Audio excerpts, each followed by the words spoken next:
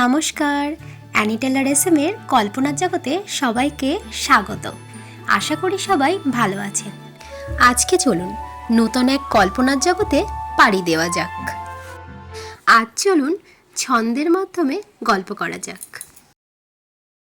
কলম হতাম যদি, কাগজে বন্দি করতাম অনেক কাহিনী। শুকনো পাতার আবার সবুজ হওয়ার ইচ্ছা, বেল ফুলের রঙিন হওয়ার ইচ্ছা, কাকের কোকিল হওয়ার ইচ্ছা। শুনে হাসি পায় ঠিকই, কিন্তু ইচ্ছা কি হয় না? সত্যি না হোক, তবু হোক না ওরা নিজেদের ইচ্ছার রানী। রং হতাম যদি, রাঙিয়ে দিতাম সব রংহীনকেই, পূরণ হতো বেল ফুলের রঙিন হওয়ার ইচ্ছা। শুকনো পাতা আবার সেজে উঠত সবুজ রঙে, কাককে হয়তো সাদা রং দিতাম। অবাস্তব মনে হয় ঠিকই, কিন্তু ইচ্ছা কি হয় না? সত্যি না হোক, তবুও রং সকলকে ঠিক নিত মানিয়েই।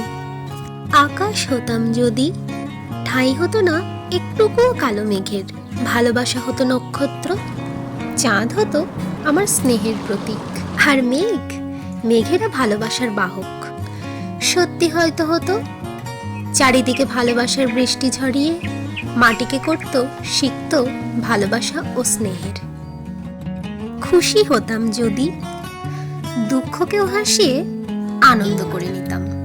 যেতাম বৃদ্ধাশ্রমের মা বাবাদের কাছে, যেতাম অনাথ আশ্রমে বাচ্চাদের কাছে, মিলিয়ে দিতাম দুই ভিন্ন পৃথিবীকে। খুঁজে নিত তারাও আমাকে একে অপরের মাঝে। সত্যি এটা হবেই, আজ না হোক কাল, নতুন আশ্রয় পাবে সবাই পূর্ণতার নাম। আজকের ইচ্ছা কবিতাটি কেমন লাগলো অবশ্যই কমেন্টে জানাবেন। এবারের গল্প এখানেই শেষ, কিন্তু গল্পের সমুদ্র তো শেষ হয় না, তাই না? নতুন কল্পনার জগতে আবার দেখা হবে। ততদিন পর্যন্ত ভালো থাকুন, সুস্থ থাকুন। আর হ্যাঁ, অ্যানি টেলার এসএমকে ভুলে যাবেন না। নমস্কার।